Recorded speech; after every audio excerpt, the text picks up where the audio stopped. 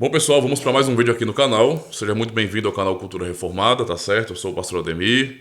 E se você não é inscrito no canal, por favor, se inscreve, né? Marca o sininho aí e vai ajudando o canal, tá bom? Compartilhando, também sugerindo temas, fazendo perguntas.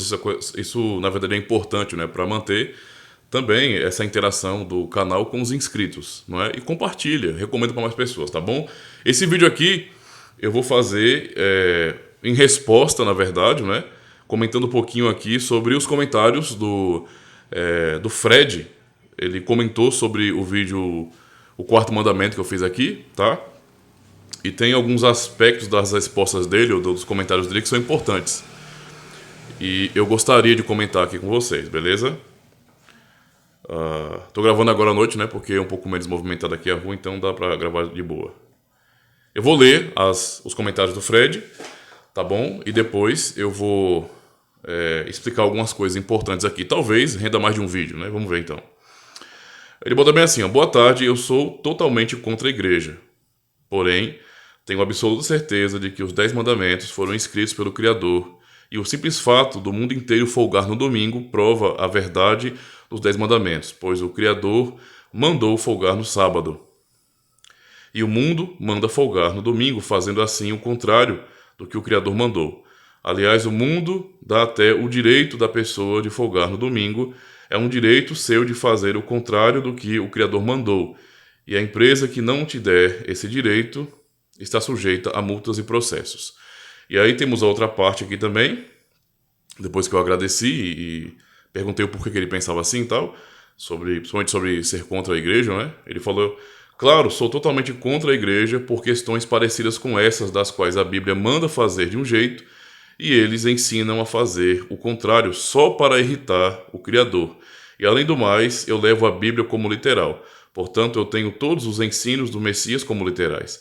E se ele, o nosso Salvador, não criou igreja nenhuma, então não faz sentido algum ter essas igrejas aí, cada uma com sua confusão. Esse foi o comentário, então, do Fred sobre essa questão da igreja. Antes de chegar na questão do sábado, eu vou ainda fazer um vídeo sobre o quarto mandamento, mas mais explicando essa questão aí, do que nós guardamos, não é, o domingo, ou porque entendemos que o quarto mandamento para nós cristãos, ele é observado no domingo e não no sábado literal.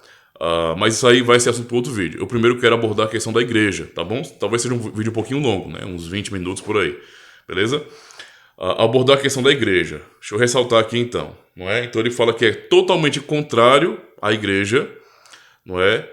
Ele é contra a igreja e ele fala que também ele leva a Bíblia como literal, não é? Ele entende a Bíblia como literal e entende que todos os ensinos do Messias são literais. E diz que se ele, o nosso Salvador, não criou igreja nenhuma, então não faz sentido algum ter essas igrejas aí, cada um com sua confusão. Eu não sei, Fred, se você já teve experiências com a igreja, com comunidades cristãs, e por conta disso você ficou, de repente, decepcionado ou frustrado, tá? Estou só perguntando, porque se esse é o caso, né, você acabou vendo um mau testemunho ou problemas na comunidade que você não entendeu e até divergências de comunidades e mais comunidades, eu entendo, não é, talvez a sua preocupação ou a sua queixa, não é, ou a sua frustração com instituições, tá bom? Se for esse o caso, mas eu acho que talvez não seja tanto por isso, porque você fala sobre o fato de que, para você, mesmo entendendo a Bíblia como literal, o Salvador não criou nenhuma igreja, tá? Mas se esse é o caso de frustração, de decepção com as comunidades, eu gostaria de dizer que eu, não é, na minha caminhada cristã, tive também muitas frustrações. Inclusive, eu sei muito bem o que é ter que lidar com essa cebola, na verdade, que é o cristianismo, com várias camadas.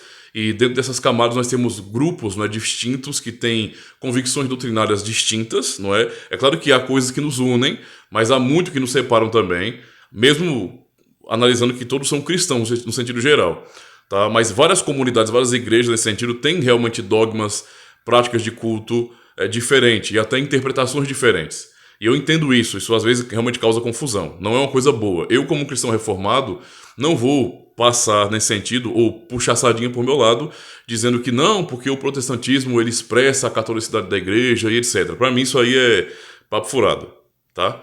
Papo furado. Eu acho que às vezes a pessoa quer tentar defender o próprio lado, não é? E acaba, às vezes, não enxergando a verdade. Então eu entendo isso. E sei disso muito bem por prática, porque eu fui criado num contexto, não é, de catolicismo romano. Então eu fui criado como um cristão católico romano e fiz tudo direitinho na igreja. Então eu ia para as aulas de catequese, fiz primeira comunhão, também fiz crisma. Lembro muito bem desse período. O que me foi muito útil naquele período também, né? Na minha infância, adolescência e tudo. E mais tarde, quando já adulto, mesmo que ainda bastante jovem, eu conheci o protestantismo. Eu tinha tido contato com igrejas evangélicas, mas até então eu tinha uma certa rejeição por crentes, digamos assim, né? Eu zoava, zombava, fazia aquilo, né? E o que acontece? Uma vez eu realmente fui impactado, um momento eu fui impactado com a mensagem, ou seja, aí você já tem uma mudança. Então eu fui criado como católico romano e de repente agora eu sou um protestante, um evangélico, para ser mais claro, de uma igreja um pouco mais carismática. Depois, então veja, até aí já mudou muita coisa de dogma, né, de doutrina, mudou muita coisa da prática litúrgica mesmo, veja, já é uma mudança muito grande, tá? E isso, é claro, traz um impacto. Então, primeiramente eu fiquei frustrado com a Igreja Católica Romana, depois na Igreja Evangélica, de alguns anos, eu também comecei a ficar um pouco frustrado, porque eu percebia mudanças, né? Então era um contexto um pouco mais pentecostal, mais carismático, e percebia muitas coisas que naquele período não faziam sentido para mim, tá? E começou a ficar essa bagunça na minha cabeça. Não é? Anos passaram e nós passamos por mudanças diversas na comunidade, inclusive a comunidade que hoje eu pastoreio, ela é remanescente, na verdade, né? Algumas pessoas são remanescentes desde o começo, de quando nós éramos ainda meio que pentecostais, não é? E depois nos tornamos realmente pentecostais. Então foi mudando. Depois partimos para um lado, temos uma identidade um pouco mais batista, por exemplo, não é? Abraçando pelo menos a soteriologia reformada. E por fim, conhecemos a fé reformada e também isso nos trouxe mudanças. Hoje nós somos cristãos reformados, uma igreja confessional, já tem muitos anos. Agora, toda essa mudança, não é, no começo, ela me deixou frustrado também. Eu fiquei mal por causa disso. Porque, poxa, nós estamos falando de uma igreja só. Como é que pode, não é? Então, se há uma igreja só, por que tanta divergência? Por que tanta briga? Por que tanta discordância? Por que tanta separação? Certo? E isso realmente traz confusão. Porém, apesar de tudo isso, apesar das frustrações e dos problemas reais que existem nas comunidades cristãs, porque não há nenhuma comunidade cristã perfeita, nós todos somos falhos, pecadores, temos que ter humildade para admitir isso, não é? E compreender nossas falhas e batalhar para melhorarmos cada vez mais, sermos mais fiéis a Cristo. Mas apesar de tudo isso, não é? Eu jamais rejeitei a igreja ou entendi que a igreja, pelo mau testemunho que eu estava vendo às vezes, ela não deveria existir, ou não tinha razão de ser, não é? Eu não acusei jamais a igreja nesse sentido de ser algo sem propósito, não é?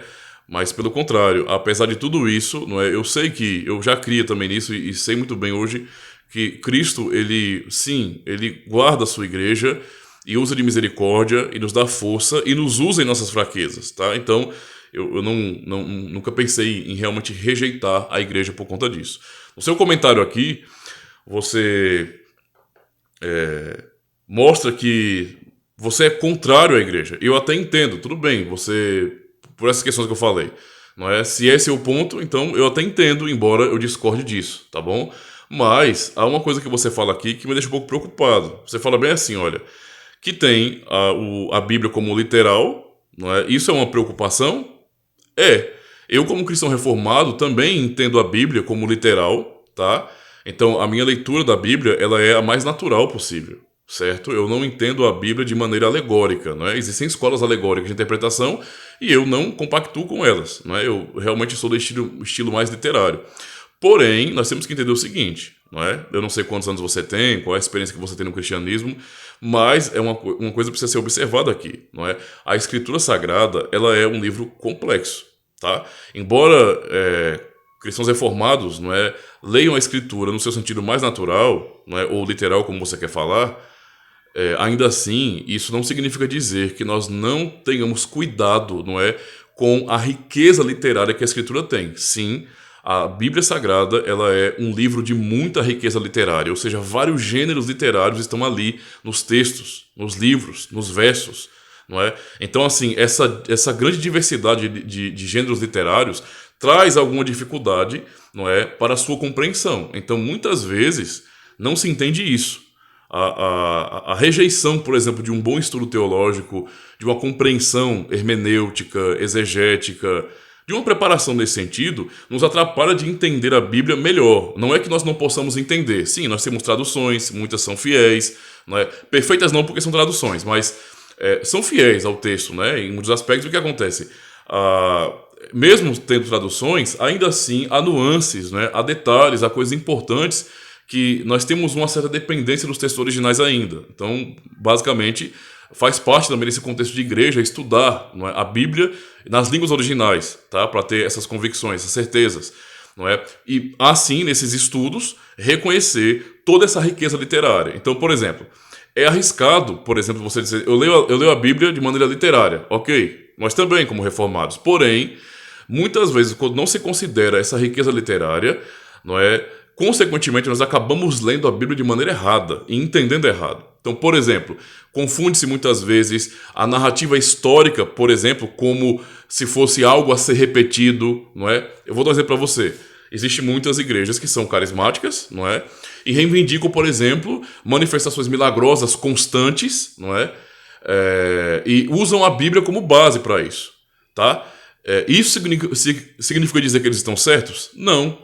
Porque às vezes a leitura deles é errada, ou seja, eles leem um texto que é um testemunho histórico, então é uma história, tá? É um testemunho, uma narrativa do que aconteceu, e eles acabam entendendo que porque aconteceu no passado, necessariamente tem que acontecer agora, né? Então basicamente é assim, o mar vermelho se abriu no passado, o mar de juncos, e agora tem que se abrir de novo. Não é assim que funciona, não é? Então tem que entender, nós temos história, registro. Isso é um fato, não é? Fatos registrados. Não é uma coisa para ser repetida. Entende? Às vezes você está lendo, por exemplo, os livros da lei, os livros proféticos, e não respeita o gênero literário dos livros proféticos, que tantas e tantas vezes fazem alegoria, por exemplo, trazem poesia como nos Salmos, em outros livros também, não é, desses livros poéticos, trazem muitas diferenças, digamos assim, na própria forma de leitura, de elaboração de estrutura. E isso, para quem não tem um conhecimento básico, às vezes, de gêneros literários, acaba sendo uma experiência talvez frustrante. Você acaba criando uma expectativa em cima de textos que não estão ali para ou ensinar especificamente alguma coisa ou ordenar alguma coisa. E nem muito menos para deixar em aberto, para dizer assim, olha, isso vai continuar acontecendo. Tá bom? Então isso acaba trazendo frustração. Tem que tomar cuidado com isso. Então, a Bíblia tem vários gêneros literários. Então, veja, nós vamos ler a Escritura da sua maneira mais natural, no seu sentido mais natural. Não somos de escola alegórica, tá? Então, entenda isso. Vamos entender, sim, a Bíblia como palavra de Deus e toda a sua declaração é a verdade. Acabou, não são porções da Bíblia que são verdade, mas tudo na Escritura é a verdade de Deus revelada. Porém, nós fazemos isso respeitando os gêneros literários do texto da Bíblia. Não é? Porque se nós não soubermos isso, conhecermos a poesia judaica, por exemplo, não é? A poesia, para entendermos melhor os Salmos, por exemplo, e vários contextos, como os evangelhos, que são um estilo próprio, não é? Ou então as cartas paulinas, cartas pastorais, cartas gerais, e o próprio gênero apocalíptico, que também se apresenta nos profetas. Se nós não levarmos em consideração esses gêneros literários, a nossa forma de leitura, ela não vai ser fiel. Então, na minha tentativa de ser fiel, não é? E ser literal na minha leitura, eu acabo sendo infiel, não é? Ou seja, eu acabo errando tentando acertar. Então tem que tomar cuidado com isso, tá bom? Sim, eu concordo que nós temos que ler a Bíblia como palavra de Deus, então ela é a verdade e o que está registrado nela é a verdade. Porém, eu tenho que entender o tempo, eu tenho que entender contexto, cultura, as implicações, as aplicações e a riqueza literária da Escritura, para que eu possa fazer uma leitura realmente saudável, entende? E não crie expectativas que não são reais da Escritura. Acaba que a minha interpretação se torna infiel quando eu crio expectativas. Então tem um monte de gente que usa a Bíblia, por exemplo, para justificar suas seitas, né? Então, poxa, tem um tanto de seitas aí, de grupos e mais grupos, e todos eles usam a Bíblia, e às vezes nós protestantes, né, as comunidades protestantes, são até confundidas com essas seitas por causa disso, porque realmente é uma confusão muito grande, não é? Mas vê, nós temos uma tradição, entende? Uma tradição de interpretação histórica, muito antiga. Então, Nós não nos arriscamos a nos entendermos como sendo, nós somos agora os arautos do conhecimento, nós é que temos a verdadeira interpretação. Nós não agimos assim, né? Isso é arrogante. Nós queremos ser mais humildes nesse sentido e também estudar os que vieram antes de nós. Entende? Deus os usou também, então nós precisamos realmente nos submeter à avaliação, ao estudo, não é? À pesquisa, à análise de tudo aquilo que veio antes de nós, para não chegarmos também a conclusões completamente descabidas, estranhas. É o que acontece em muitos grupos, eu sei, e justamente por causa disso, porque não levam a sério, nesse sentido, a leitura da Escritura. Deus nos deu, nesse sentido, um livro, não é? É um texto para nós interpretarmos mesmo. Então nós temos que respeitar cada um desses gêneros, realmente estudar um pouquinho sobre essas interpretações, não é? Para que então a nossa leitura, não é? A nossa interpretação seja fiel. Então eu vou entender realmente aquilo que é literal, como literal, mas quando houver um gênero alegórico na Bíblia, não é? Quando houver uma poesia, quando houver um gênero de cartas, não é? Quando houver história, eu saberei distinguir essas coisas e lê-las, não é? De maneira correta, honrando então a mensagem da Escritura. Então esse é um primeiro vídeo para falar sobre essa questão da interpretação literal. Beleza? Vamos para outro vídeo agora.